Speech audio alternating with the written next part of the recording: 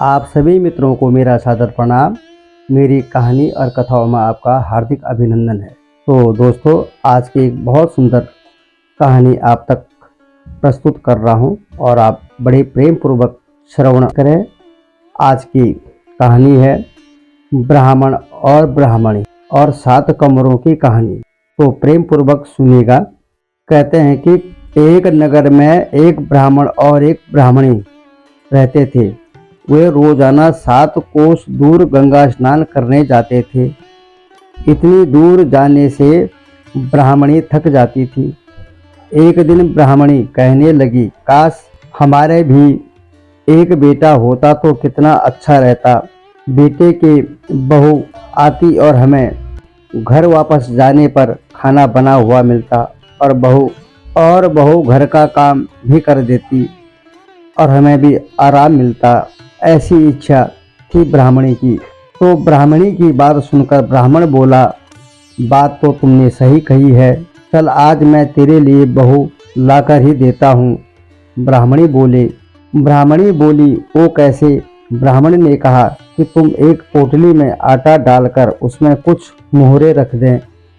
ब्राह्मणी के कहे अनुसार ब्राह्मणी ने पोटली बांध कर दे दी। पोटली लेकर के ब्राह्मण बहू को ढूंढने के लिए निकल पड़ा। ब्राह्मण अभी कुछ ही दूर गया था कि उसे नदी के किनारे बहुत ही सुंदर लड़कियां दिखाई दी। वे रेत में घर बनाकर खेल रही थी। उनमें से एक लड़की ने कहा, मैं अपना घर नहीं तोड़ूंगी, मुझे तो रहने के लिए ये घर चाहिए। लड़की की बात सुनकर ब्राह्मण मन ही मन सोचने लगा कि बहू बनाने के लिए यह लड़की सही है। इसके बहुत अच्छे विचार हैं। यह बिटिया घर को बनाने वाली है और इसके अच्छे विचार हैं। उसके विचारों से प्रसन्न होकर के ब्राह्मण के मन में आता है कि इसे मैं अपनी बहू बना लेता हूँ। जब वह लड़की जाने लगी तो ब्राह्मण भी उसके पीछे पीछे उसके घर तक चला गया। वहाँ जाकर ब्राह्मण ने उससे कहा, बेटी अभी कार्तिक मास चल रहा है, इसलिए मैं किसी के घर खाना नहीं खाता। मैं आटा लेकर आया हूँ। तुम अपनी माँ से पूछो कि क्या वह मेरे लिए आटा छानकर 4 रोटी बना देगी। यदि वह मेरा आटा छानकर रोटी बनाएगी तो ही मैं रोटी खाऊंगा। लड़की ने जाकर अपनी माँ से सारी बात बता दी। माँ ने कहा, ठीक है, जाकर बाबा से कह दे कि वह अपना आटा दे दे, मैं रोटी बना दूंगी। जब वह आटा छानने लगी तो आटे में से मोहरे निकली। वह सोचने लगी कि जिसके आटे में इतनी मोहरें हैं उसके घर में कितनी मोहरें होंगी। जब ब्राह्मण खाना खाने बैठा तो लड़की की माँ ने कहा, बाबा क्या आप अपने लड़के की सगाई करने जा रहे हो? तब ब्राह्मण ने कहा कि मेरा बेटा तो काशी में पढ़ने गया हुआ है, लेकिन यदि तुम कहो तो खांड कटोरे से विवाह करके तेरी बेटी को अपने साथ ले जाऊं। लड़की की माँ ने कहा, ठीक है बाबा, और फिर खांड कटोरे से अपनी लड़की की शादी करके उसे ब्राह्मण के साथ भेज दिया। ब्राह्मण ने घर आकर कहा, रामू की माँ दरवाजा खोल कर देख, मैं तेरे लिए बहू लेकर आया हूँ। ब्राह्मणी बोली, दुनिया तो ताने मारती ही थी, अब आप भी मारने लगे। हमारे तो कोई बेटा है ही नहीं, तो बहू कहाँ से आएगी? ब्राह्मण ने कहा, तू दरवाजा खोल करके तो देख। जब ब्राह्मणी ने दरवाजा खोला तो सामने बहू को खड़ी देखा। उसने बहू का स्वागत किया और आदर सत्कार के साथ अपने घर के अंदर ले गई। बहू को बहुत प्यार दिया। अब ब्राह्मणी और ब्राह्मण स्नान करने जाते तो बहू घर का सारा काम करके और खाना बनाकर रखती। वह उनके कपड़े धोती और रात को पैर भी दबाती। इस तरह काफी समय बीत गया। ब्राह्मणी ने अपनी बहू से कहा कि बहू, कभी भी चूल्हे की आग मत बुझने देना और मटके का पानी खत्म मत होने देना। एक दिन चूल्हे की आग बुझ गई। तब बहू भागी भागी अपनी पड़ोसन के पास गई और कहा कि मेरे चूल्हे की आग बुझ गई है, मुझे थोड़ी आग चाहिए।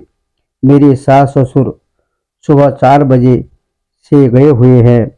वह थके हारे आएंगे, इसलिए मुझे उनके लिए खाना बनाना है। तब पड़ोसन ने कहा कि तू तो बावली है, तुझे यह दोनों मिलकर पागल बना रहे हैं। इनके कोई बेटा नहीं है। बहू ने कहा, नहीं ऐसा मत बोलो, इनका बेटा तो बनारस काशी में पढ़ने गया हुआ है। तब पड़ोसन ने कहा कि यह तुझे झूठ बोलकर लाए हैं, इनका कोई बेटा नहीं है। अब बहू पड़ोसन की बातों में आ गई और कहने लगी कि आप ही बताओ मैं क्या करूं। पड़ोसन ने कहा कि करना क्या है, जब तुम्हारे सास ससुर आए तो जली फूकी रोटियां और बिना नमक की दाल बनाकर दे देना। खीर का चमचा दाल में और दाल का चमचा खीर में डाल देना। वह पड़ोसन की सारी सीख लेकर घर आ गई और जब उसके सास ससुर घर आए तो उसने ना तो उनका आदर सत्कार किया और ना ही उनके कपड़े धोए। जब उसने सास ससुर को खाना दिया तो सास बोली, बहू आज यह रोटियां जली फूकी क्यों हैं और दाल भी बिना नमक की है। तब बहू ने पलट कर जवाब दिया कि एक दिन ऐसा खाना खा लोगे तो कुछ नहीं बिगड़ जाएगा, इसलिए जो मिला है उसी को खाओ। सास ससुर को खरी खोटी सुनाकर वह फिर से पड़ोसन के पास गई और बोली कि अब आगे क्या करना है। पड़ोसन ने कहा कि अब तुम सातों कोठों की चाबी मांग लो। अगले दिन जब वे स्नान करने के लिए जाने लगे तो बहू अड़ गई कि मुझे तो सातों कोठों की चाबी चाहिए। तब ससुर ने कहा कि इसे चाबी दे दो, आज नहीं तो कल इसे ही देना है। तब सास ने बहू को चाबी दे दी। सास ससुर के जाने के बाद जब बहू ने दरवाजे खोले तो देखा कि किसी में अन्न भरा है, किसी में धन भरा है और किसी कोठे में बर्तन भरे पड़े हैं। जब उसने सबसे ऊपर का सातवां कोठा खोला तो देखा कि शिवजी, माता पार्वती, गणेश जी, लक्ष्मी माता जी, पीपल पथवारी, कार्तिक के ठाकुर, राई, दामोदर, तुलसा जी का बिड़वा, गंगा यमुना व 33 कोटि देवी देवता विराजमान हैं। वहीं पर एक लड़का चंदन की चौकी पर बैठा माला जप रहा था। यह सब देखकर उसने लड़के से पूछा कि तू कौन है। तब लड़का बोला कि मैं तेरा पति हूँ, अभी दरवाज़ा बंद कर दे, जब मेरे माता पिता आएंगे तब दरवाज़ा खोलना। यह सब देखकर बहू बहुत खुश हुई और 16 श्रृंगार कर सुंदर वस्त्र पहनकर अपने सास ससुर का इंतजार करने लगी। उसने अपने सास ससुर के लिए अच्छे अच्छे पकवान बनाए। जब उसके सास ससुर घर पर आए तो उसने उनका आदर सत्कार बड़े मान सम्मान के साथ किया और प्रेम पूर्वक उन्हें भोजन कराया और पैर दबाने लगी। पैर दबाते दबाते बहू ने कहा कि माँ, आप इतनी दूर गंगा यमुना स्नान करने के लिए जाती हो तो आप थक जाती हो, इसलिए आप घर पर ही स्नान क्यों नहीं करती। यह सुन सास कहने लगी, बेटी गंगा यमुना घर पर तो नहीं बहती हैं। तब उसने कहा, हाँ माँ जी, बहती हैं, चलो मैं आपको दिखाती हूँ। जब बहू ने सातवां कोठा खोलकर दिखाया तो उसमें भगवान शिव जी, पार्वती जी, गणेश जी, लक्ष्मी जी, पीपल पथवारी, कार्तिकी के ठाकुर, राई, दामोदर, तुलसा जी का बिड़वा, गंगा यमुना बह रही हैं और 33 कोटि देवी देवता विराजमान हैं। वह चौकी पर बैठा एक लड़का माला जप रहा है। माँ ने कहा कि बेटा तू कौन है। लड़का बोला, माँ मैं तेरा बेटा हूँ। तब ब्राह्मणी ने पूछा कि तू कहाँ से आया। तब लड़के ने जवाब दिया कि मुझे कार्तिक देवता ने भेजा है। ब्राह्मणी ने कहा कि बेटा यह दुनिया कैसे मानेगी कि तू मेरा बेटा है। ब्राह्मणी ने कुछ विद्वान पंडितों से मदद मांगी। पंडितों ने कहा, इस पार बहू बेटा खड़े हो जाएं और उस पार ब्राह्मणी खड़ी हो जाए। ब्राह्मणी ने चमड़े की अंगियां पहनी हो और छाती में से दूध की धार निकल कर बेटे की दाढ़ी मूछ भीगे और पवन पानी से गठजोड़ बांधे, तब मानो कि यह बुढ़िया का ही बेटा है। उसने ऐसा ही किया। चमड़े की अंगियां फट गई और छाती में से दूध की धार निकलकर बेटे की दाढ़ी मूछ भीग गई। पवन पानी से बहू बेटे का गठजोड़ बंध गया।